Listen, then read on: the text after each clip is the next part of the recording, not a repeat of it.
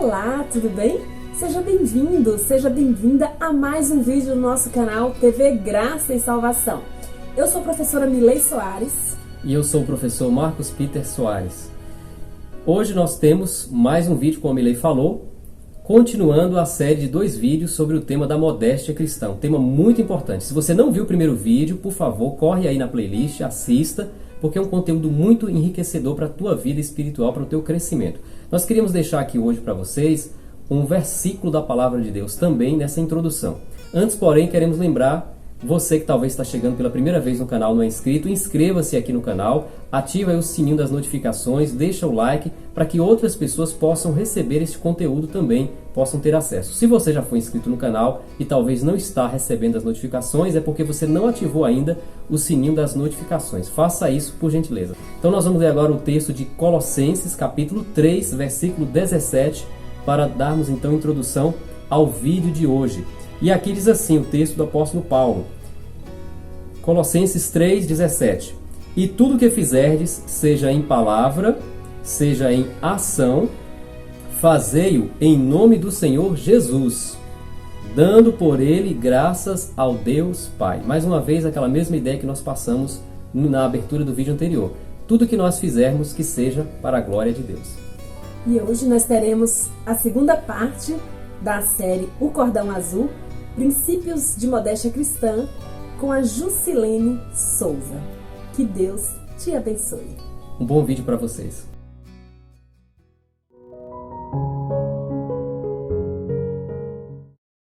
Olá, queridos! Sejam bem-vindos à segunda parte da nossa palestra sobre os princípios de modéstia cristã no vestuário. Se você ainda não assistiu o primeiro vídeo, peço que você pause este e assista a parte 1 primeiro, ok? Para que a mensagem seja compreendida da forma correta, isso é necessário. Eu peço uma coisa a vocês. Não reparem em mim, na minha falta de habilidade e capacidade, visto que eu não sou uma pregadora profissional, digamos assim, né? Eu realmente me expresso melhor escrevendo que falando. Mas sabe como é? A seara é grande, os trabalhadores são poucos, então mesmo com a minha insuficiência, eu aceitei o chamado do Senhor para ajudar em sua obra, crendo na promessa de que o Senhor há de aperfeiçoar-me. Na primeira parte da palestra, vimos que Deus foi o primeiro estilista e a importância que ele dá a este assunto. Também vimos como as vestes estão ligadas à comunicação não verbal e à nossa identidade. Estudamos qual deve ser a base e os princípios que devem nortear as escolhas das nossas roupas, que são, vamos relembrar? Modéstia, simplicidade, asseio e bom gosto, dentro e fora de casa, né? Saúde, a distinção entre os vestuários feminino e masculino e a decência. E claro, estes princípios servem tanto para homens quanto para mulheres, visto que Deus não faz acepção de pessoas.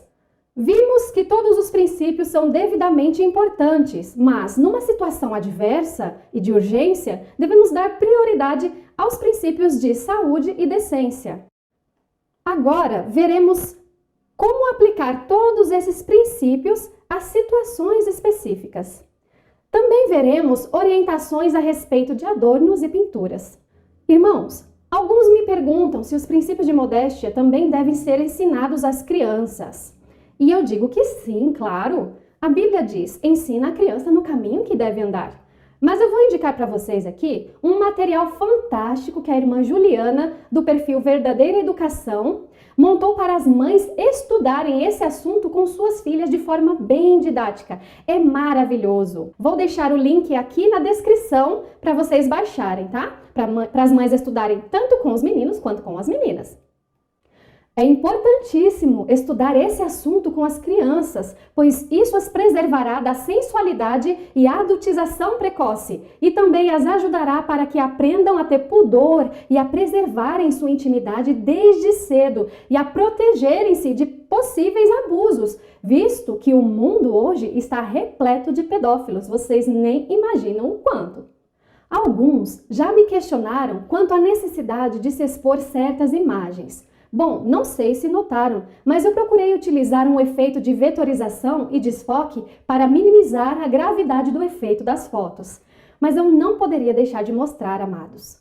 Sabem, nós chegamos a um estado, a um nível tão degradado que não estamos conseguindo discernir entre a mão esquerda e a mão direita. E eu digo isso por mim mesma. Para mim, antes de entender essas verdades, esses estilos de roupas que mostrei aqui eram muito aceitáveis, pois eu só conhecia o padrão do mundo e não sabia nada sobre os padrões de Deus. Muitas vezes a gente não enxerga e precisa de alguém para nos alertar. Minha intenção com as imagens é ajudar a gente a enxergar que os padrões do mundo não são ideais para nós e que os padrões de Deus são bem mais elevados. Sabe? Uma coisa que devemos estar atentos é quanto ao modo que o inimigo trabalha. Em primeiro lugar, ele sempre procura contrafazer as obras divinas, imitando e desvirtuando. Foi assim com o falso dia de adoração, com falsos reavivamentos modernos e também com o vestuário. Ellen White diz que o nosso adversário é quem está por trás das sempre imutáveis modas. Isso está em Ciência do Bom Viver, página 291. Então, assim como Deus criou um estilo de vestuário, Satanás foi lá e criou outro para nos desviar da vontade do Senhor. Uma outra forma que o inimigo trabalha também ele sempre leva ao extremo da opressão, do exagero, aprisionando, prendendo, oprimindo, escravizando, para depois levar ao extremo do liberalismo, fazendo o mundo crer que libertinagem é liberdade real. Ele atua assim em vários aspectos na nossa sociedade. Ele causa o problema e depois vem com a falsa solução. E ele atuou exatamente assim em relação ao assunto do vestuário também. Vamos ver como ele conseguiu levar as roupas de um extremo cheio de excessos ao outro extremo da escassez de cobertura. Vimos na primeira parte a importância que Deus deu à cobertura do corpo, da nudez humana, antes e depois do pecado. Vimos o princípio da decência, deixando claro que Deus deseja que sigamos os seus padrões, que nos vistamos com pudor e que evitemos qualquer roupa, qualquer traje que atraia olhares para as regiões eróticas do nosso corpo, que apele à sensualidade, a ser sexy, pois tais roupas não podem satisfazer as exigências bíblicas de decência. Porém, vimos também como os estilistas modernos têm lutado para subverter os princípios do primeiro grande estilista, incentivando o uso de roupas que são confeccionadas de forma a enfatizar e a mostrar tais áreas, de modo a nos tornar sensuais e sexys. Mas a ideia de expor o corpo seria mesmo pecaminosa, já que hoje em dia todo mundo está fazendo isso? Não deveríamos considerar isso comum? Ora, está na moda usar roupas assim. Queridos, há uma coisa que devemos entender. Para Deus, nudez ou seminudez será sempre nudez. Se no princípio da criação, Deus achou por bem cobrir o corpo do ser humano, o que nos faria pensar que, após quase 6.000 anos de pecado, de degeneração física, mental e moral, num mundo cheio de intemperança de toda sorte, nesse período no qual a maldade humana está atingindo o seu ápice, Deus toleraria a exposição da nossa nudez, irmãos? O que nos faz pensar que justamente agora, estamos livres para expormos aquilo que Deus cobriu lá no princípio? Oh, meus irmãos, paremos de viver como se isso aqui fosse o país das maravilhas. É como se estivéssemos inconscientes do grande conflito que nos cerca. Vamos acordar, povo de Deus. Agora vejam aí. O mundo tem incentivado cada vez mais a exposição da nudez humana. A moda tem tornado isso comum. Dizem que com isso estão quebrando tabus, derretendo conceitos ultrapassados, incentivam a liberação de desejos represados e a reacender faíscas hedonistas. Vocês sabem o que é hedonismo? Até chamam a nudez de arte, vejam aí nas reportagens. E nós, vamos seguir essa onda? Vamos seguir os padrões mundanos que a cada dia se rebaixam mais e mais? Ou os padrões divinos que nos elevam e purificam? A palavra de Deus diz: não seguirás a multidão para fazeres o mal. Amados, não podemos seguir a moda quando esta vai de encontro aos princípios divinos. Agora, iremos analisar o uso de certos trajes em alguns locais e atividades. As praias, cachoeiras, rios, locais que Deus criou para o nosso deleite, infelizmente tornaram-se um palco para praticar a nudez legitimada. O que antes era considerado absurdo em público e até algumas décadas atrás poderia dar cadeia, repentinamente tornou-se justificável e permissível nestes locais. Sem percebermos, a nudez foi legalizada. Esse é o poder que a cultura tem. Ela consegue tornar algo absurdo em comum, em normal. Vamos refletir agora quanto ao uso de trajes de banho como maiôs, biquínis, sungas, que nada mais é que uma forma de nudez superficialmente disfarçada de microvestimenta. O biquíni, por sinal, é o traje responsável por despir a sociedade desde 1960, infelizmente. Quando começamos a raciocinar melhor, percebemos tanta incoerência em nossas ações, não é mesmo? A maioria das pessoas ficaria muito envergonhada se fosse vista com roupas íntimas em público. Todavia, não vem o menor problema em frequentar locais de banho com trajes que revelam tanto ou mais que uma lingerie. Lemos na Bíblia que devemos nos vestir com pudor, certo? Desde quando mostrar 99% do nosso corpo, se não 100%, né? Expondo a nossa intimidade, está de acordo com a palavra pudor. Se estudarmos as Escrituras, veremos que as palavras traduzidas por nudez no hebraico e no grego se referem a atos sexuais pecaminosos e também às partes íntimas de alguém. E estas palavras estão com muita frequência associadas à vergonha. Deem uma olhada aí no slide e confiram cada uma dessas passagens ao lado na imagem e confirmem por vocês mesmos se não é assim. Mas a palavra nudez não se limitava somente à exposição das partes íntimas. Quando alguém tirava a sua veste de cima, ficando apenas com a roupa de baixo, que nos tempos de Jesus era bem diferente de hoje, também era considerado nu. Então, tanto a nudez quanto a seminudez eram considerados vergonhosos na Bíblia. Em Êxodo 20 e 26, Deus instruiu quanto ao cuidado de não se expor à nudez em seu altar. E em Êxodo 28, 42, Deus pediu que fizessem calções de linho para que o sacerdote usasse por baixo da túnica, preservando-o de qualquer exposição indevida.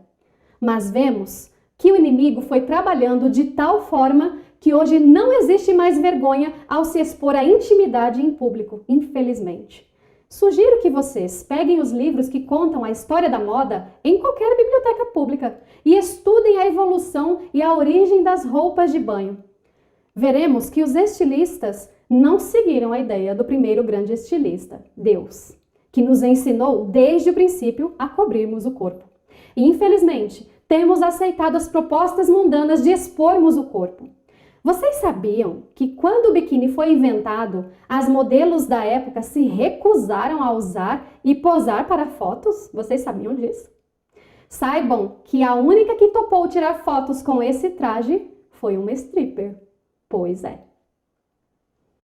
Irmãos, se for o caso de estarmos numa região litorânea, estamos livres para seguir certos costumes se estes ferem os princípios imutáveis da palavra de Deus? Como foi que aderimos essas modas sem perceber que ferem os princípios divinos, queridos? Se não ficamos de roupas íntimas na frente dos irmãos da igreja, por que num acampamento ou praia ficamos de biquíni, maiô, sunga, na frente de várias pessoas, expondo nossa intimidade? Podemos expor o nosso corpo para ser contemplado por pessoas que não são nosso cônjuge? O corpo é belo, pois foi Deus quem o criou, mas Ele não criou para esse propósito, irmãos. Nunca devemos usar nossos encantos físicos para o mal, irmãos. Frequentemente, a exposição da beleza física desperta desejos. E sabe-se lá como estes buscarão a satisfação. Agora vamos refletir o seguinte. Praias lotadas são um ambiente adequado e seguro para nós cristãos? O que há ao redor de nós nesse ambiente muitas vezes? Som alto, glutonaria, bebedices, corpos expostos por toda parte. É um bom ambiente para a pureza de mente e coração que estamos buscando? Reflita. Com corpos praticamente nus, estamos testemunhando de Cristo? Faço essas perguntas, irmãos, para a nossa reflexão. Infelizmente, a indústria da moda entendeu o que a indústria pornográfica também reconhece. A nudez feminina gera muito lucro. Isso fica visível nos comerciais da TV, em outdoors. Precisa ter mulher seminua até para vender canetas, né? Infelizmente, a maioria dos homens gosta de olhar e desejar. E a maioria das mulheres gosta de se expor para se sentirem desejadas, infelizmente. A história das roupas de banho é o drama de como a carne, a indústria e os meios de comunicação envolveram o ponto de vista cristão a respeito da modéstia em uma batalha à beira-mar. Essa luta entre mostrar e ocultar, fibras têxteis e pele, modéstia e nudez. É uma história contínua de como a sociedade, incluindo muitos crentes, tem tirado a roupa em público. Como havia comentado na primeira palestra, o nosso maior inimigo tem uma Bíblia escrita por um dos seus servos. Lá, ele conta da satisfação sentida por ele quando as filhas de Deus usam roupas e trajes que expõem seus corpos. Ele diz o seguinte: é o demônio que induz as mulheres a mostrarem suas pernas para excitar os homens. Os mesmos tipos de pernas, agora socialmente aceitáveis de serem admiradas, que são mostradas pelas jovens religiosas quando elas caminham de lá para cá com suas roupas curtas. Que passo encantador na direção direita ou esquerda? É possível que nós logo vejamos o topless de religiosas sensualmente rebolando seus corpos. Muitas religiosas são moças muito lindas com pernas bonitas. A Bíblia Satânica, página 11. Uma amiga muito querida que nos mostrou isso, a Dani, minha querida amiga. Meu esposo conferiu essa citação e ela realmente existe. Vimos aqui uma declaração feita pelo nosso maior inimigo, de que ele se deleita em ver as filhas de Deus expondo seus corpos, irmãos. Ele sabe o mal que isso traz à causa de Deus e a nós mesmos. Não permitamos que ele tenha esse deleite em nossas vidas. Então, ao nos vestirmos, devemos refletir o seguinte: quem está se deleitando com minha forma de vestir neste exato momento? Meu amado Salvador Jesus ou Satanás? A quem estou agradando e honrando? Não percamos de vista o grande conflito no qual estamos inseridos, amados. As nossas escolhas diárias, que incluem as nossas roupas, mostram a qual Senhor estamos servindo e obedecendo. E a Bíblia diz que só temos 2 senhores, não temos uma terceira opção. Não temos. Amados, outra coisa que devemos entender é que tudo o que está muito exposto perde o valor. A graça perde o mistério, se torna vulgar. Mesmo nestas ocasiões de lazer, devemos cobrir bem os nossos corpos, principalmente nós mulheres. Eu dei uma olhada e há várias pesquisas na internet que comprovam que as áreas mais eróticas que chamam a atenção do olhar masculino são glúteos, pernas, em especial as coxas, e os seios. Lembrando que as partes íntimas do nosso corpo são o colo, seios, barriga, quadril, órgãos sexuais, glúteos e as coxas. Portanto, tais áreas não devem jamais andar expostas, pois fazem parte da nossa intimidade. E o que é íntimo não pode ser público, certo? Agora, veremos quanto às atividades físicas. Vale tudo? Já vimos que as regras não devem ser ditadas pelo ambiente e em qualquer lugar que estivermos, devemos ser luz e dar testemunho sobre quem somos e a quem pertencemos. Devemos cuidar com essas roupas fitness, próprias para a academia, pois são extremamente reveladoras. A legging, chamada erroneamente de calça, funciona como uma segunda pele. É um tipo de meia roupa e é um tipo de meia calça. É justíssima, de forma que expõe as formas do nosso corpo excessivamente. Ter um tecido elastizado que cobre a pele, mas expõe a forma do corpo, não é modéstia, irmãos. O ideal é sempre usarmos a legging por baixo de uma saia ou vestido esportivo, conforme a orientação que vimos no Espírito de Profecia. Mas nesses casos, nunca a saia sozinha, pois pode expor o corpo ou despertar a curiosidade na mente. Então, cuidemos com essas roupas fitness. Cuidar do corpo e fortalecê-lo com exercício é sim a vontade de Deus, irmãos. Não há nada de mal nisso. porque este é um dos 8 remédios naturais que Deus nos deixou. Mas isso não nos autoriza a sair por aí exibindo as curvas e músculos para serem admirados, né? Isso é totalmente contrário ao princípio de modéstia e decência. Agora, vamos ver mais algumas ocasiões. E as cerimônias de casamento e formaturas? Vale tudo? Irmãos, devemos nos lembrar que o casamento também é um culto muito solene, onde a presença de Deus também foi invocada ali. Por que então abusamos de sensualidade e usamos roupas mais ousadas que não usaríamos num culto de sábado pela manhã, se esta é uma ocasião onde Deus também se faz presente? O que nos faz pensar que no casamento pode liberar geral? Veja o que diz o pastor Oséias Moura na Revista Adventista. Noivos, padrinhos e convidados se esquecem das normas bíblicas e se trajam como as pessoas do mundo. Abusam de pinturas, usam roupas extremamente decotadas e sensuais que chamam a atenção para o corpo, atraindo glória para si e não para Cristo, o autor do matrimônio. Agora, vejam o que a própria Glória Calil diz com respeito a isso. Casamento não é baile e pede roupa apropriada. Cerimônia religiosa exige certa contenção na exibição dos brilhos e do corpo.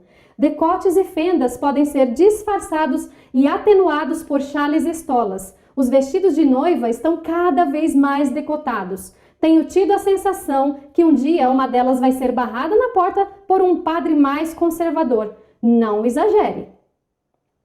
Mas podemos muitas vezes dizer assim: ah, mas eu já estou acostumada a me vestir assim, eu cresci assim, todo mundo se veste assim, não quero ser diferente.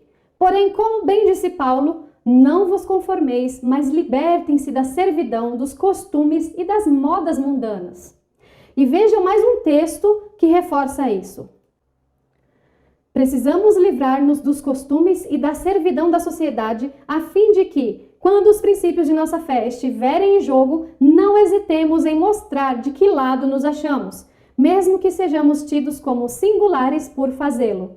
Manifestem o inflexível propósito de fazer o que é correto, porque é correto. A quem pertence o nosso corpo? Precisamos responder essa pergunta. Sabem por que chegamos ao ponto de usarmos tais roupas? Porque nos esquecemos de que o nosso corpo não nos pertence.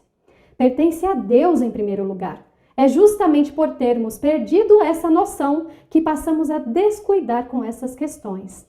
A Bíblia diz assim: ou não sabeis que o vosso corpo é o templo do Espírito Santo que habita em vós, proveniente de Deus, e que não sois de vós mesmos?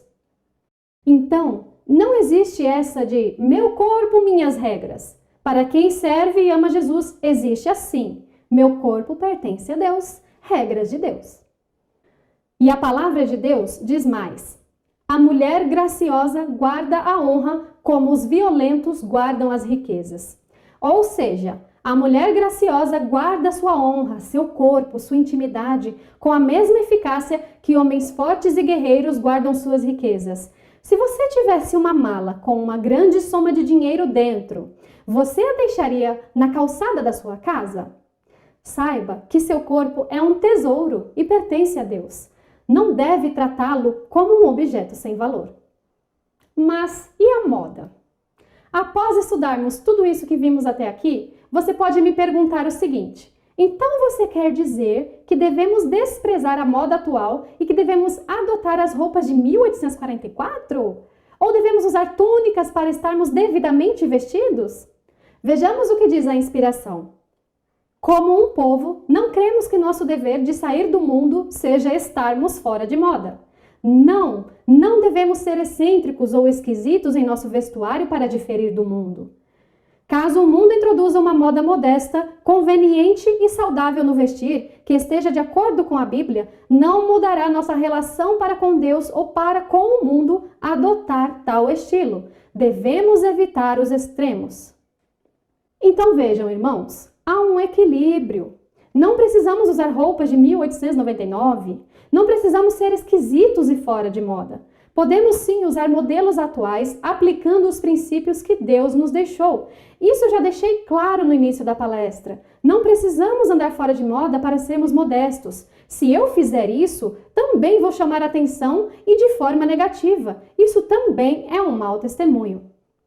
Porém, ao seguirmos a moda, devemos cuidar com o aspecto da mordomia cristã. Vejamos.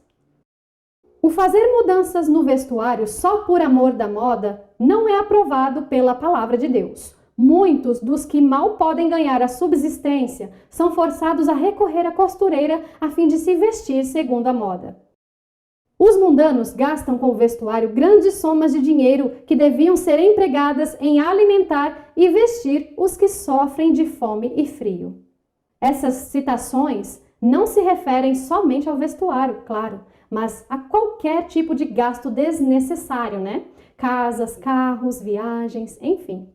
Mas o que ela quer dizer aqui é que não devemos ser escravos da moda a ponto de fazer dívidas, de comprar compulsivamente algo que sequer precisamos, sendo que já temos o suficiente. Além disso, devemos nos lembrar dos mais necessitados. Muitas vezes estamos com o guarda-roupa abarrotado e queremos comprar mais e mais e mais.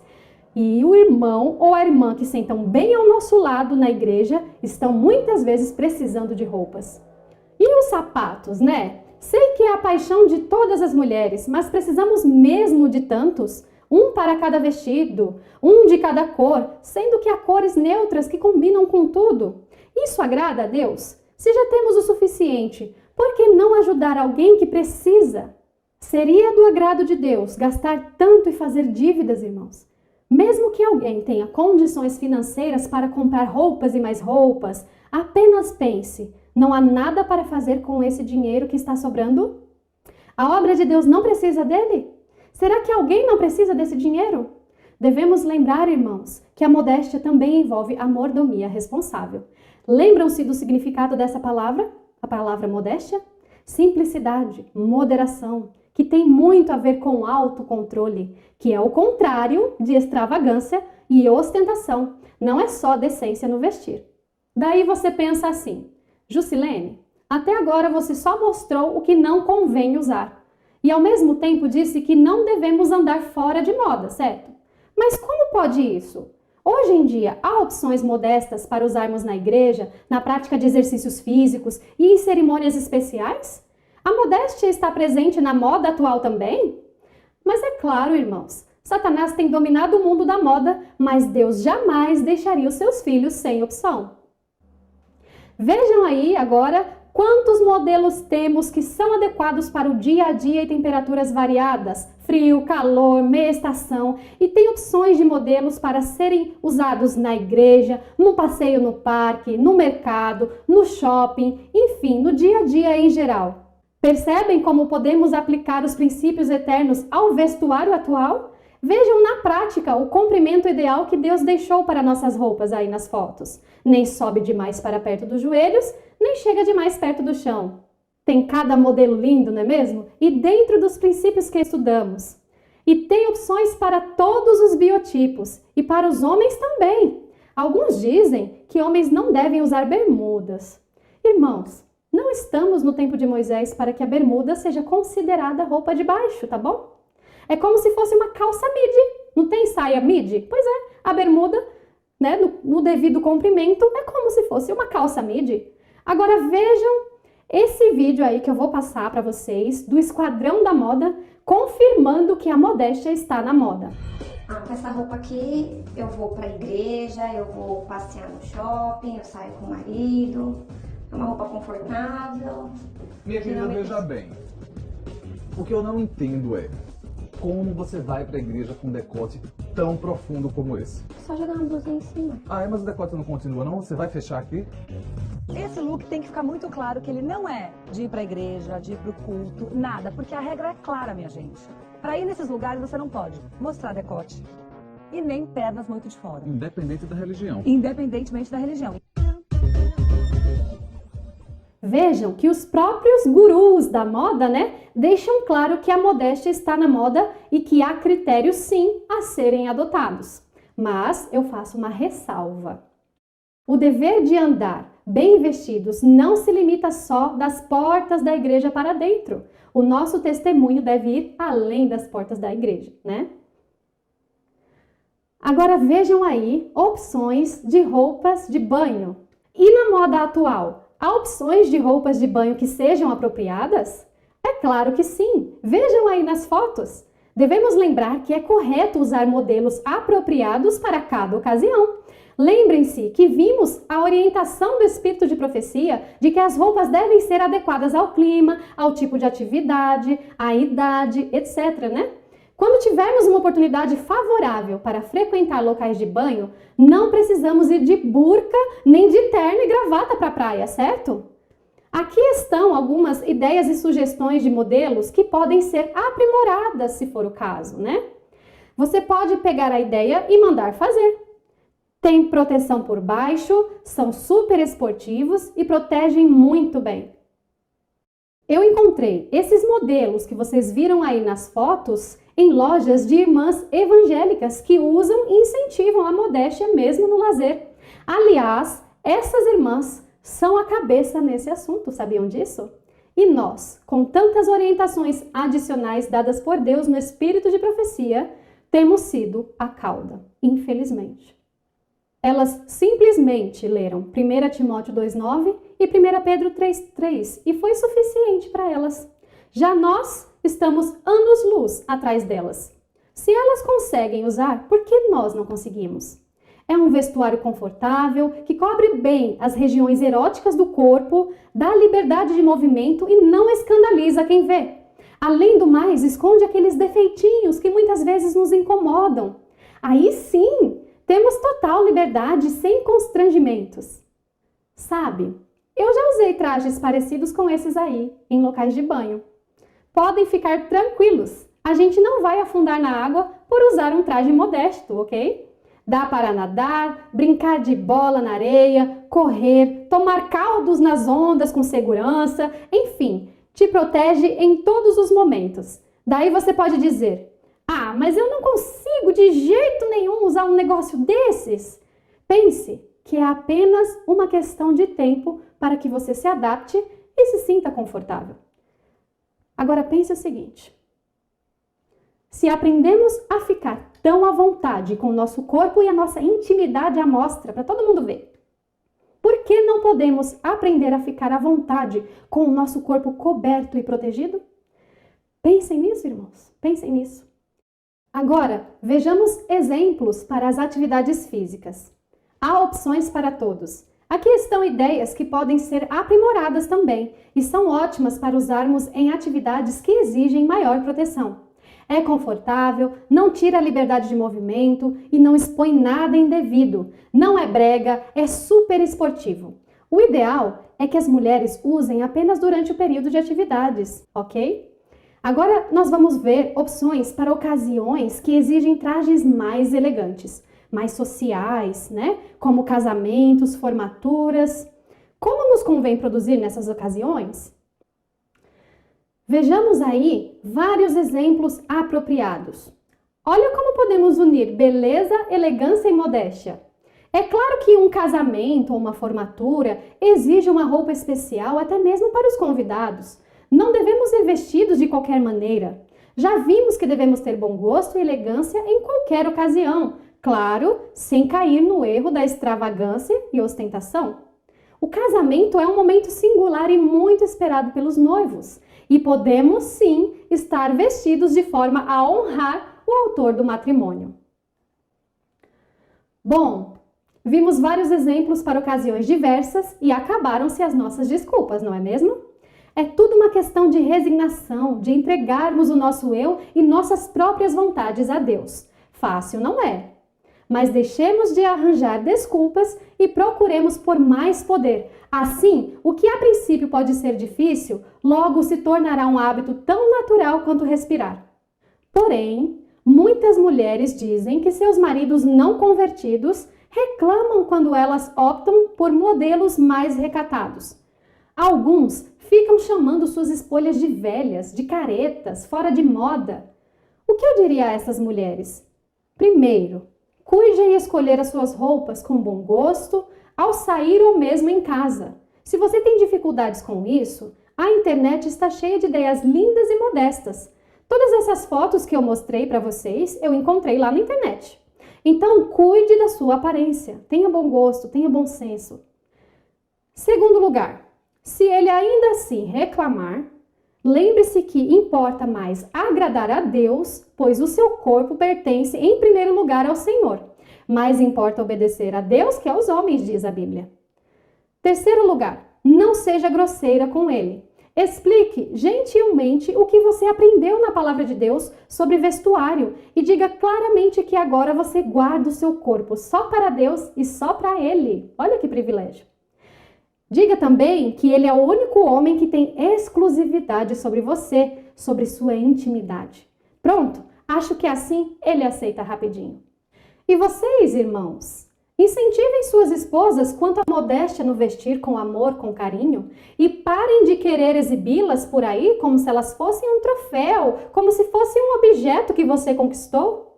Saiba que ao incentivar a sua esposa a andar por aí com o corpo exposto, você a está expondo aos lobos, tá? Por mais que não possam encostar em sua esposa, muitos a devoram mentalmente. Presta atenção, rapaz! Preserve o tesouro que você tem com amor e respeito. Mas aí você me pergunta, ok, Ju, entendi tudo, mas tem algum teste que eu posso fazer quando estiver numa loja comprando roupas? Sim, vamos aprender agora algumas formas de escolher roupas adequadas antes de comprar. Quando você estiver lá no provador, em frente ao espelho, faça o seguinte. Levante os braços, veja se aparece a barriga. Observe o decote, mostre os seus seios, incline-se e veja se aparece algo indevido. Sente-se, cruze as pernas, movimente-se e verifique se aparecem as coxas. Precisa ficar puxando, ajustando?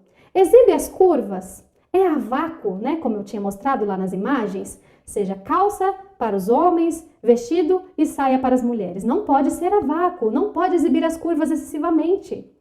É transparente ou colado a ponto de mostrar a lingerie que está por baixo? Agora pense o seguinte, como você gostaria que alguém se vestisse perto do seu cônjuge? A roupa verdadeiramente modesta te dá liberdade de movimento sem constrangimentos. Muitos se queixam de que os princípios divinos tiram suas liberdades, mas quando você analisa uma roupa modesta, seja roupa para o dia a dia, para o banho ou exercícios físicos como as que vimos, você verá que Deus quer te dar justamente liberdade de movimento. Para que você possa andar sem o vento levantar a sua saia, se curvar, se agachar sem medo de aparecer nada, subir escadas sem ter que ficar levantando a barra para não pisar ou mostrar o que não deve conforme sobe, sentar e se movimentar para os lados sem ficar toda travada, sem ter que ficar puxando daqui, esticando dali, sentar na plataforma da sua igreja, que geralmente é mais alta, né? Sem medo de movimentar as pernas. E nos locais de banho e na prática de exercícios, pronto, acabou o constrangimento com celulites, estrias, gordurinhas localizadas, cicatrizes de cirurgias, enfim, vai estar tudo cobertinho. Não deixe que ninguém convença você que mostrar essas coisas é bonito, não tem nada de elegante. Ao mesmo tempo, não se preocupe, a maioria tem. Nem por isso precisamos sair mostrando por aí, ok? Assim você pode nadar, se exercitar sem vergonha nenhuma. A modéstia te liberta, ela te cobre, te preserva, te protege, te liberta em Jesus. Siga os princípios que Deus te deixou e você se sentirá muito bem consigo mesma e com seu corpo. Afinal, sua intimidade, seus defeitinhos que incomodam, estará tudo preservado e coberto. Não mais precisará sentir vergonha de si mesma. Agora, vamos entrar na questão dos adornos. Muitas pessoas da igreja ainda têm dúvidas sobre isso. Alguns chegam na igreja sem ter aprendido nada sobre tudo isso que estamos vendo aqui hoje. Talvez por estudos bíblicos apressados, enfim, por motivos diversos. Então, hoje é o dia de tirarmos essas dúvidas pela palavra de Deus. Vejamos o que dizem os documentos oficiais da igreja. Os princípios bíblicos da modéstia e da beleza interior, que aparecem em 1 Timóteo 2,9 e 1 Pedro 3,3, deixam bem claro que o cristão deve abster-se do uso de joias e de outros ornamentos como bijuterias e piercing e de tatuagem. Segundo a exortação bíblica, o cristão deve levar uma vida simples, sem ostentação, evitar despesas desnecessárias e estar livre do espírito de competição tão comum na sociedade. Esses princípios se aplicam às joias ornamentais. As joias funcionais, usadas segundo o contexto sociocultural, também devem seguir os mesmos princípios. Apesar de vários personagens bíblicos terem usado joias, o texto bíblico deixa claro que o seu abandono caracteriza um movimento de total reavivamento e reforma espiritual do povo de Deus, enquanto que o uso caracterizava a apostasia. Vários costumes do povo, Deus foi removendo gradativamente. Temos vários episódios onde Deus pedia a eles que mudassem suas vestes e retirassem os adornos. Então vejam aí essas passagens bíblicas e confirmem por si mesmos isso que acabamos de ver. O que a Bíblia diz sobre joias? Não devemos usar objetos que visem chamar a atenção para nós e tornem nossa beleza artificial. Não devemos adornar o exterior, mas sim o interior, o nosso coração. Veja o que diz a palavra de Deus. O enfeite delas não seja o exterior, no frisado dos cabelos, no uso de joias de ouro, na compostura dos vestidos. E diz mais, que do mesmo modo as mulheres se ataviem em traje honesto, não com tranças ou com ouro ou pérolas. Os apóstolos viviam em qual contexto? Será que era muito diferente de hoje? No livro que fala em Os Primeiros Cristãos, é um livro que descreve em detalhes o modo de vida da igreja nos primeiros séculos. Lá no capítulo 4, encontramos com detalhes a descrição dos costumes da época. Uma mulher romana, geralmente as de conduta duvidosa, como tinha tempo de sobra, usava quase todos os apetrechos de beleza que existem hoje.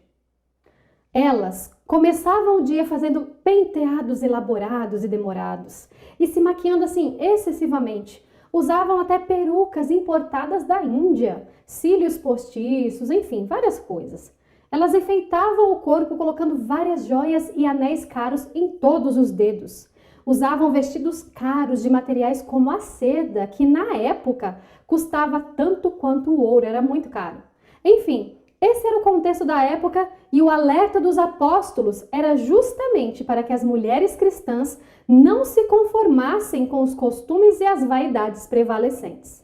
Esse livro ainda conta que os padrões de vestuário dos cristãos eram totalmente diferentes dos padrões romanos e diz também que as maiores críticas que os cristãos recebiam dos romanos era justamente por não seguirem as normas culturais daquele tempo. Então, as orientações dos apóstolos são tão atuais para nós hoje quanto para a sua época. Então, apenas complementando a ordem bíblica de abstenção de joias, a revelação diz: não gasteis um centavo do dinheiro de Deus na aquisição de artigos desnecessários. Vosso dinheiro significa a salvação de alguém. Não seja ele, pois, gasto em joias, ouro ou pedras preciosas. E diz mais, trajar-se com simplicidade e abster-se de ostentação de joias e ornamentos de toda espécie está em harmonia com a nossa fé. Então, fica claro que não devemos gastar nossos recursos em coisas tão desnecessárias. Não precisamos de joias, não é uma necessidade. Ellen White diz que a abstenção do uso de joias, como vimos, está de acordo com a nossa fé. Mas aí vem a pergunta: Deus se portaria com algo tão pequeno? Deus é Deus de detalhes e Ele prova a nossa fidelidade nas mínimas coisas. Seja fiel no pouco, disse Jesus. E se você considera isso pequeno demais, então provavelmente não terá dificuldades em deixar de usar, certo? Só que não. Percebem como idolatramos certas coisas pequenas de uma forma muito maior do que podemos perceber? Enganoso é o coração, diz as Escrituras. Só percebemos o quanto idolatramos algo o quanto somos apegados quando nos é pedido para abandonar. Agora vejam aí, joias ornamentais versus joias funcionais.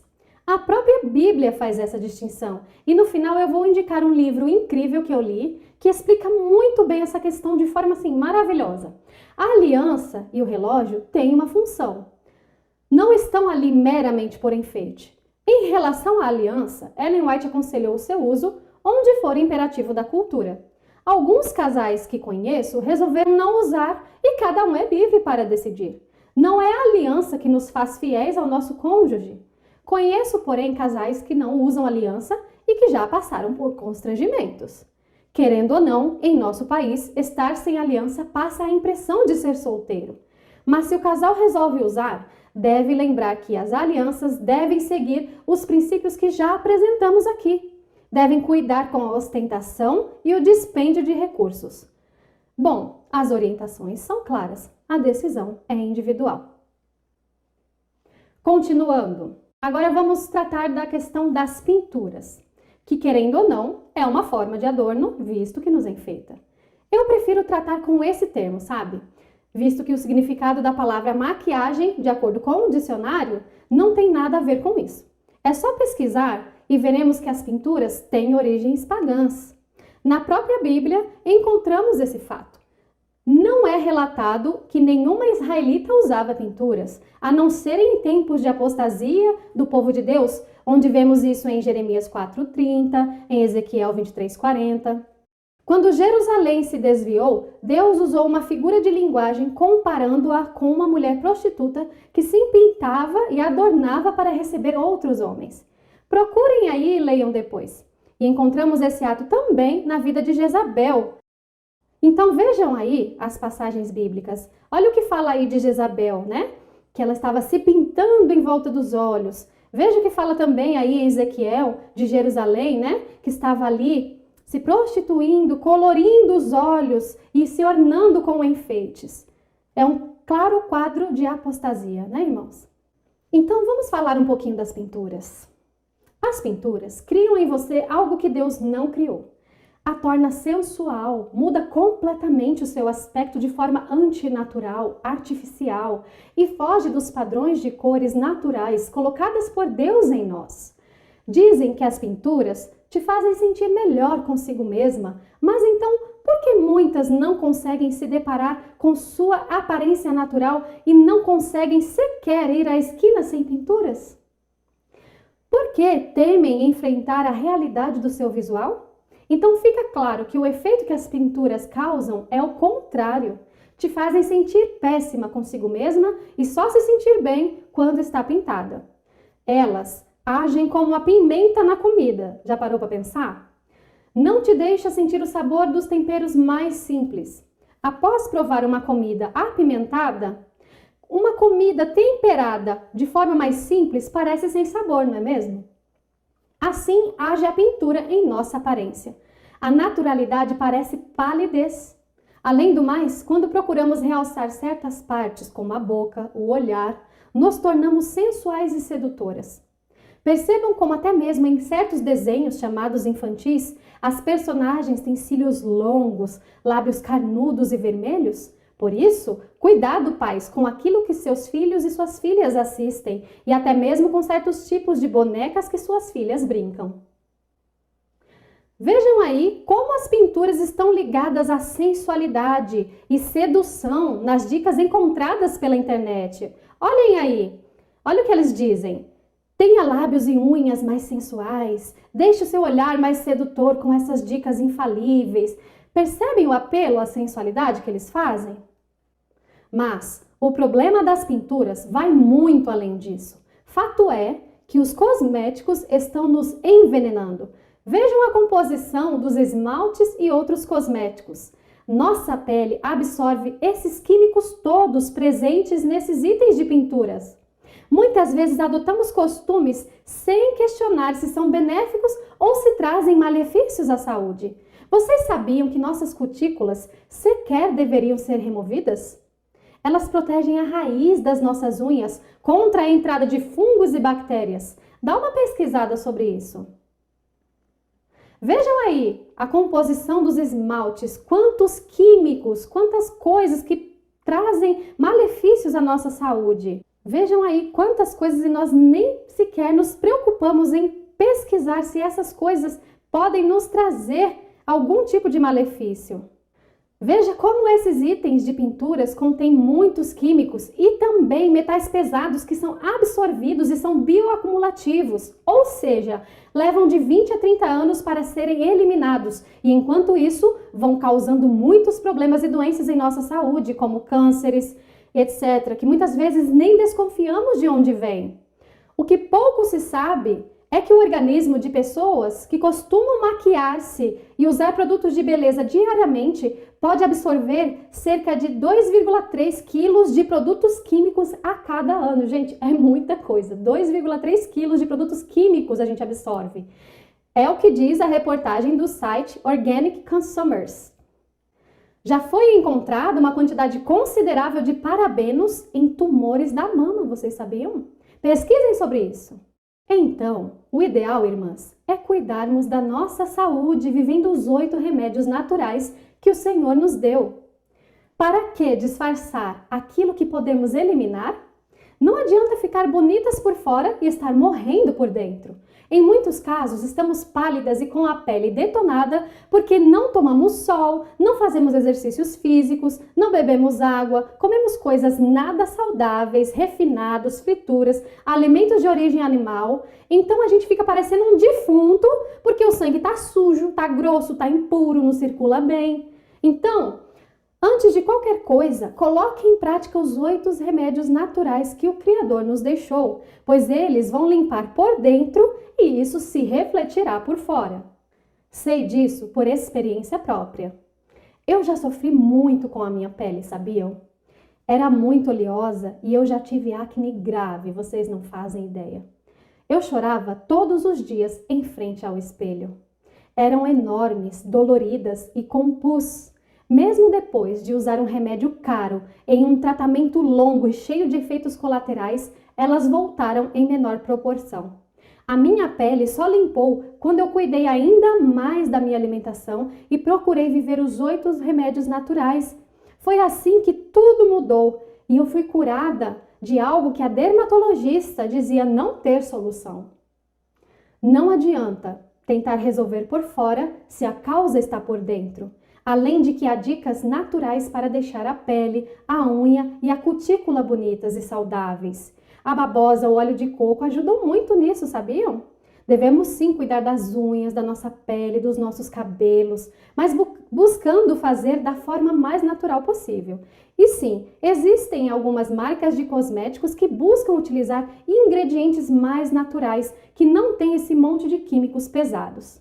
Mas aí vem a pergunta: Ju, caso seja de uma marca mais saudável, você descarta totalmente a possibilidade de se usar com finalidade meramente corretiva, com equilíbrio e de forma que não fuja do natural? O maior problema é que nós não somos seres naturalmente equilibrados. Precisamos muito do fruto do Espírito para termos domínio próprio e temperança. Mas e se for só uma base transparente? E se a cor for bem clarinha? A pergunta é: você vai conseguir se contentar com o natural, com o clarinho? Muitas vezes, começamos só com uma base transparente nas unhas. Daqui a pouco, vai para o branquinho, para o rosinha, para o cintilante. Daqui a pouco está no azul, no roxo, no vermelho, né? Mas e se for só no momento de necessidade? Conheço algumas mulheres lindas, com peles que vocês não veem nenhum problema, que não conseguem ir na esquina sem usar pinturas. Percebem? Para elas, a necessidade é o tempo todo. Sabe por que nosso Pai Celestial precisa apertar o cerco conosco? Porque Ele sabe que a gente não é equilibrado. E a gente fica brincando na beirada do precipício e uma hora a gente acaba caindo lá. Mas, respondendo definitivamente e objetivamente a pergunta que foi feita, não, eu não descarto a possibilidade de se usar com equilíbrio e naturalidade para necessidades reais. Mas calma, não me excomunguem ainda, irmãos. Vamos ser realistas, ok? Estamos há quase 6.000 anos na degeneração do pecado. Deus não criou essas pinturas artificiais em nós, Mas ele também não criou acnes, ele também não criou melasmas, cicatrizes, olheiras, manchas, rugas. São consequências do pecado. E eu sei a dor que é ver o seu próprio rosto deformado e todo marcado. Eu sei o que é isso. Como já disse, o ideal é vivermos os 8 remédios naturais, para termos saúde por dentro, que se refletirá em beleza e vigor por fora. Mas muitas vezes, e por motivos diversos, a gente não consegue ter uma rotina perfeita. Situações e urgências acontecem. Imagine o caso de uma irmã que vai pregar sobre saúde no sábado pela manhã. Daí o bebezinho dessa irmã chorou a noite de sexta inteirinha. A pobre da mãe passou a noite toda acordada. No sábado pela manhã, lá vai a irmã com aquela cara de defunto pregar. Parecendo o urso panda, tadinha, né? Com aquelas rodelas pretas ao redor do olho, assim. Tadinha, tá toda abatida, passou a noite toda acordada. E ela vai ter que transmitir à igreja que a reforma de saúde é uma bênção. Será que com esse aspecto ela vai conseguir isso? Nessa situação, o que honra melhor ao Senhor? Lembram o que falei na primeira palestra sobre linguagem corporal? Sobre como nossas expressões externas transmitem uma mensagem? Pois é, e eu também conheço amigas que sofrem com olheiras, mesmo procurando cuidar da saúde direitinho. Elas têm que ficar ouvindo comentários como: irmã, você tá doente? Irmã, você tem dormido bem? Até que um dia a minha amiga passou um corretivo da cor da pele ao redor do olho e pronto. Ninguém mais perguntou nada. Algumas são naturalmente pálidas, nada que elas fazem adianta. Eu, se fizer um pouquinho de exercício só, já fico parecendo um tomate maduro, sem brincadeira, irmãos. Mas eu conheço amigas que não têm essa mesma facilidade. Tem também aquelas pessoas que trabalham em estúdios de gravação e precisam passar algo. Para eu poder gravar essa palestra, eu precisei passar um pó agora, sabiam? Tem 2 refletores aqui dentro, ó, que estão me cozinhando, por sinal, e essas lâmpadas usadas, essas lâmpadas brancas, né? Não sei se vocês sabem, mas elas mancham a pele. Então, irmãos, entendo que pinturas e cores artificiais não honram ao Senhor, mas um rosto pálido, sem vida e cor, também não honra. É uma questão muito delicada e eu deixo essa reflexão para cada um de forma individual, visto que, como eu já disse, é uma questão de consciência. Mas vamos deixar uma coisa muito clara. O que Deus espera de seu povo? Que cultivem a beleza natural. A naturalidade deve nortear nossa produção inteira, nosso aspecto inteiro, da unha dos pés até a cor dos cabelos. Lembram que eu falei para gravarem aquela frase e quem a serva do Senhor disse que Deus não tem nada contra a beleza natural? Agora peço que pare e olhe suas unhas, seus olhos, seus lábios, a cor dos seus cabelos. Quem te fez acreditar que eles são feios? Quem te fez acreditar que precisa pintar disso ou daquilo para que eles sejam bonitos? Percebem como nos deixamos convencer e escravizar? E fala sério, né? Quanto tempo leva para fazer uma make toda exagerada como essas que vimos? E a gente se queixa tanto de falta de tempo e de vida corrida, não é? Pois é, quando a gente se liberta dessa escravidão, até mais tempo vai sobrar para a gente ter comunhão com Deus e adornar o coração. Assim, vamos conseguir aquele espírito manso e quieto, liberto dessas solicitudes do mundo. Por isso, Deus nos instruiu que devemos evitar tudo quanto fuja da naturalidade e pareça ser artificial. Vejam o que diz a inspiração.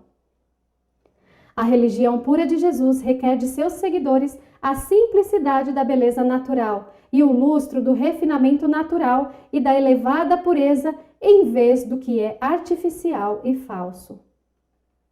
Bom, até aqui já abordamos todas as questões que abrangem nossa aparência pessoal.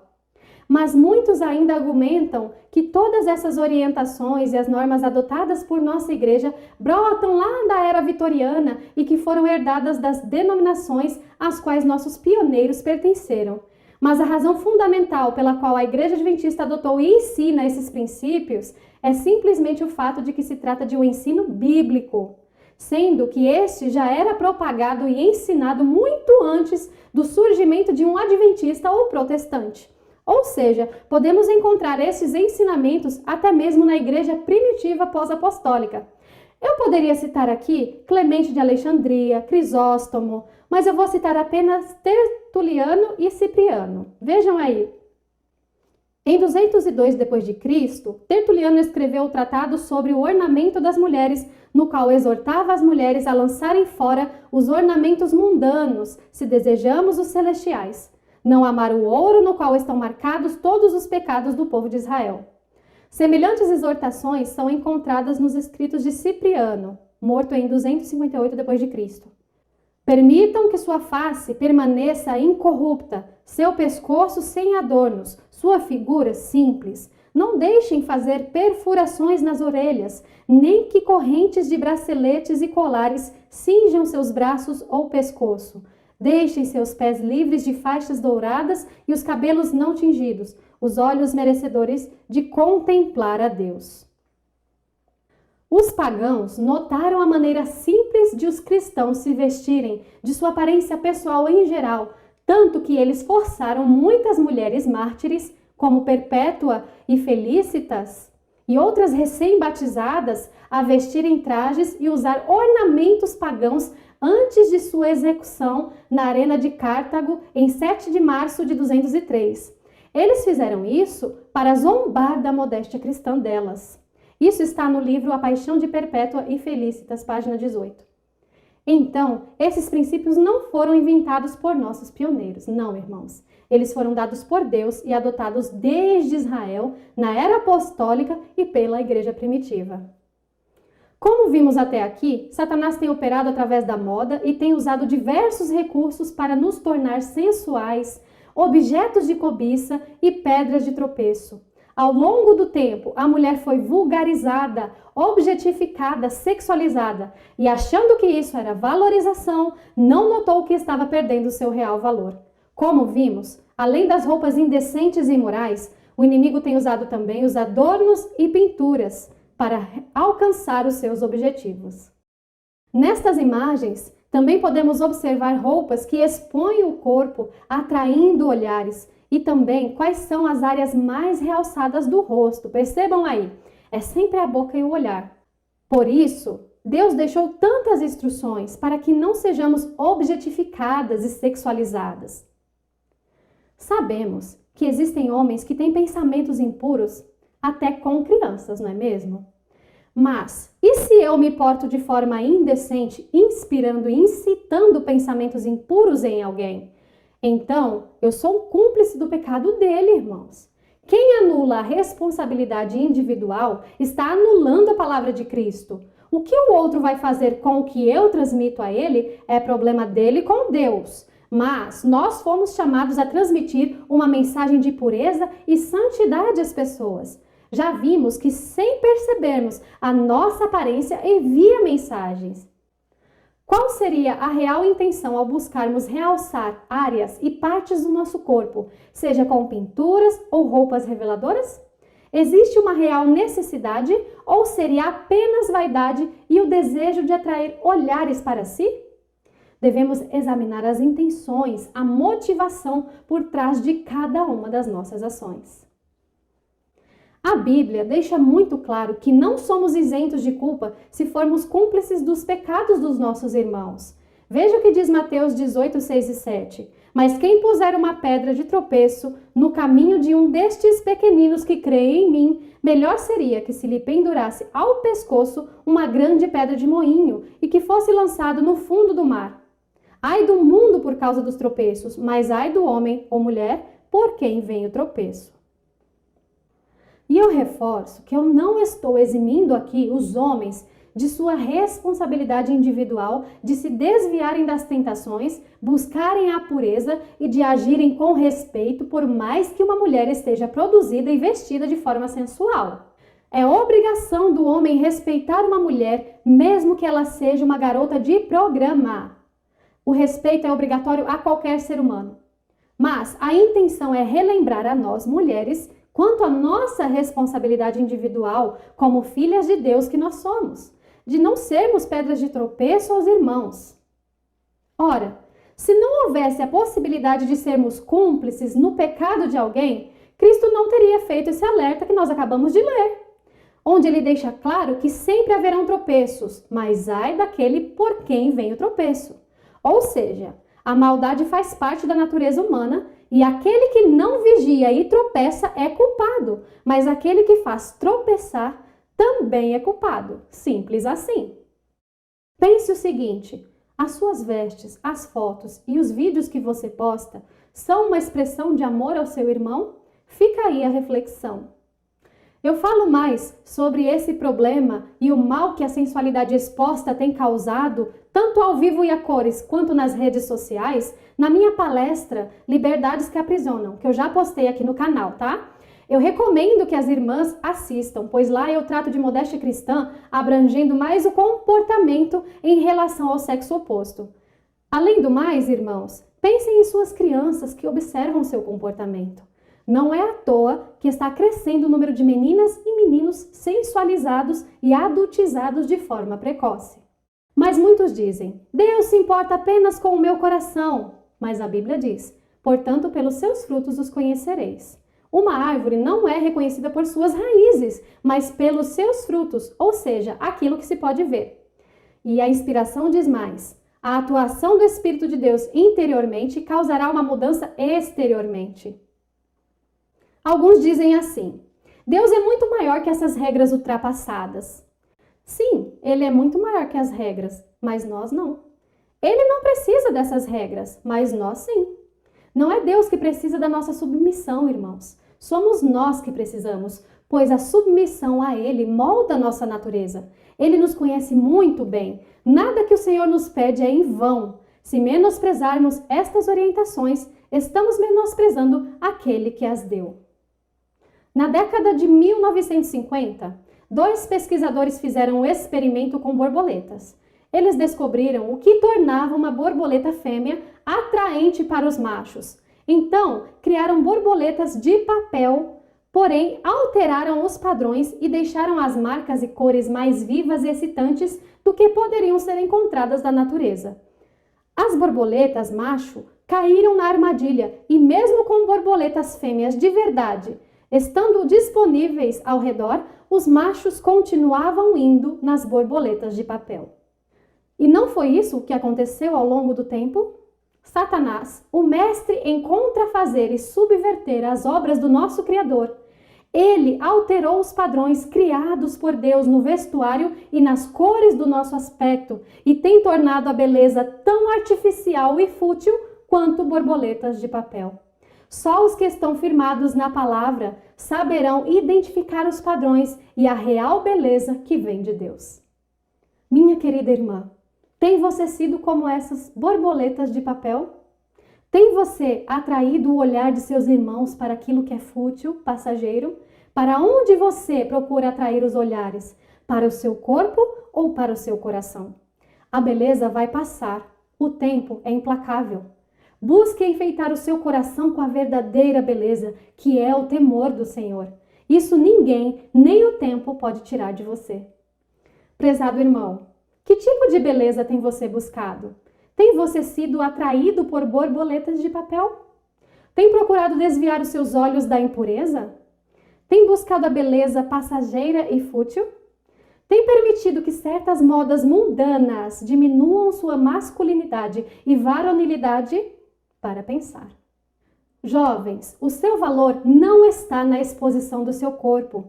Sua autoestima não tem que estar fundamentada em algo que sai com água e sabão, em algo que a traça corrói, que enferruja, nem na sensualidade indevida, e sim no sacrifício que Cristo fez por você. A beleza passa. Valorize-se. Você não é um mero pedaço de carne exposto no açougue. Você tem um inestimável valor para Deus. Perceba o imenso amor de Cristo por você. É nisso que deve consistir o nosso senso de valor. Os encantos de uma mulher podem ser apenas uma ilusão e a beleza não dura para sempre. A verdadeira beleza, a verdadeira honra de uma mulher está em amar e obedecer ao Senhor. De maneira que cada um de nós dará conta de si mesmo a Deus. Assim que não nos julguemos mais uns aos outros. Reforço o que eu disse lá no começo. Os princípios apresentados hoje devem ser aplicados em nossas vidas particulares, visto que cada um responderá por si mesmo diante de Deus. Mas, se for testemunhar aos outros, que seja com amor, tendo o exemplo de Jesus em mente. O primeiro e segundo Elias tinham uma missão peculiar e também foram identificados por suas vestes simples e despretensiosas. A inspiração nos diz que seu vestuário é uma denúncia à extravagância e hipocrisia prevalecentes em seu tempo. E o terceiro Elias será reconhecido também por seu vestuário peculiar? Você, que foi chamado para o movimento figuradamente denominado de terceiro Elias, é quem vai decidir se deseja fazer parte disso. A igreja sempre enfrentou o perigo de perder de vista o compromisso de lealdade a Cristo em decorrência da crescente tendência de permitir que o mundo modele a sua forma de pensar. Padrões que uma vez foram valorizados pelos adventistas do sétimo dia nas áreas de alimentação, do vestuário, da recreação, bem como na observância do sábado, estão se tornando coisas do passado, diz o nosso pastor Ted Wilson. Cuidemos com isso, irmãos. Finalizando, vou explicar para vocês o significado do título dessa palestra. Eu vou ler o texto base. Esse texto me comove muito, visto que essa reforma tão necessária tem sido menosprezada mesmo entre os chamados reformadores da igreja. Não é todos que estão dispostos a tomar a cruz e levar. Vejam o que diz a inspiração. A reforma do vestuário é tratada por muitos com grande indiferença e por outros com desprezo, porque existe uma cruz ligada a isso. Por essa cruz eu agradeço a Deus. É exatamente o que precisamos para distinguir e separar os que guardam os mandamentos de Deus do mundo. A reforma do vestuário responde a nós da mesma maneira que o cordão azul representava o ancião de Israel. A instrução quanto às borlas azuis nas roupas dos israelitas está em número 15, 38 e 39. Sabem qual era a finalidade do cordão azul ou borlas azuis? Era, em primeiro lugar, um sinal exterior discreto nas vestes deles, o qual mostrava que aquele que o carregava pertencia ao povo de Deus. Era também uma espécie de gatilho mental que acionava a memória, fazendo com que o hebreu lembrasse de todos os mandamentos do Senhor e os cumprisse. A finalidade do cordão azul, então, era conduzir o hebreu à santidade conforme a vontade do Senhor. Era também um sinal para o seu coração de que precisava vigiar para não seguir os seus impulsos carnais e dirigir a sua mente para as coisas celestiais. Pois bem, a reforma do vestuário tem o mesmo objetivo: santidade, separação, distinção, e nos lembra de que não estamos aqui para seguir os nossos próprios desejos, mas a vontade do Senhor, nos lembrando constantemente que não seguimos os padrões deste mundo, mas da nossa pátria celestial. Irmãos, realmente entender e praticar tudo isso não é nada fácil, e por isso muitos acham que o caminho é estreito demais. Mas quando pensamos em como nossos irmãos sofreram no passado, vemos que aquilo que Deus nos pede ainda é pouco. Percebe que o que chamamos de sacrifício não se compara ao que esses irmãos enfrentaram no passado? Deus só está pedindo para cobrirmos o nosso corpo, mas quão estreito nos parece esse caminho de ser diferente do mundo, não é? Quão duro é renunciar às nossas vaidades, nosso egocentrismo, nossos desejos. Mas devemos dirigir a nós mesmos a pergunta: como sofreram meus irmãos no passado? Que renunciou Cristo por mim? Isso ofusca a tudo quanto possamos chamar de abnegação. Assim, resplandeça a vossa luz diante dos homens, para que vejam as vossas boas obras e glorifiquem a vosso Pai que está nos céus. Resplandeça a vossa luz para que vejam, e isso tem acontecido na vida de pessoas que decidiram cumprir a vontade de Deus no que diz respeito à sua aparência pessoal. Algumas irmãs já me relataram seus testemunhos sobre como a reforma do vestuário abriu portas para elas serem luz e testemunharem do amor de Deus. Muitas delas já foram paradas nas ruas. Pessoas pediram oração para elas, pediram que elas dirigissem alguma palavra de conforto, né? Muitos testemunhos eu já ouvi de irmãs que fizeram essa reforma do vestuário e como a reforma do vestuário abriu portas para elas testemunharem de Jesus. Peço que você se permita experimentar essa mudança. Faça um teste e procure ver como isso proporcionará a oportunidade de você testemunhar mesmo antes de dizer qualquer coisa. Então vamos à indicação de leitura? Aí estão alguns livros que eu li. Comecei primeiro pela Bíblia e o Espírito de Profecia, pois para mim eles são a base suprema. Depois eu li estes e outros autores que acrescentaram muitas informações valiosas. Ao final, eu também vou passar uma lista dos principais capítulos do Espírito de Profecia que trata da reforma do vestuário. Estudem tudo e firmem suas convicções por si mesmos. Este é um assunto bem delicado, não é? Envolve abnegação e renúncia do próprio eu. Porém, Deus nos concede poder para praticar sua vontade. Sabemos que essa é uma reforma gradual, pois eu não conheço ninguém que tenha condições de renovar, de reformar o seu guarda-roupa de um dia para o outro, né? Portanto, envolve paciência e leva tempo. Mas o importante é dar o primeiro passo. Se você se decidiu por essa reforma em sua vida, ao comprar novas peças, faça escolhas diferentes, conforme a vontade de Deus, e vá retirando do seu guarda-roupa aquilo que você já sabe não ser adequado para um cristão. Fica aí uma sugestão. Que tal um brechó entre amigos e amigas? Comprar, vender, trocar. Se uma roupa está apertada em você, ela pode cair bem em uma amiga mais magrinha. Se está curta, ela pode servir em alguém de menor estatura. Enfim, fica aí a sugestão. Usem a criatividade. Nesse processo de estudos e reflexão, também precisei tomar decisões pessoais e colocar em prática o que eu aprendi. Tive que me desfazer de muitas roupas que eu gostava muito. Doei algumas, vendi outras e simplesmente me desfiz de outras. Foi um processo longo, doloroso, pois sou tão humana quanto qualquer um dos meus irmãos. Não é fácil abrir mão de costumes profundamente enraizados e passar pela metanoia e a metamorfose que Deus nos pede. Mas para fazer a vontade do meu Senhor, tudo vale a pena. Perto do que Ele fez por mim, isso é comparado a nada. Hoje me sinto tão feliz. Viver a modéstia cristã me trouxe paz com Deus, contentamento e oportunidade de testemunhar sobre quem sou e a quem eu pertenço. Espero que meus irmãos e meus líderes compreendam que apenas quero cumprir a vontade do meu Deus.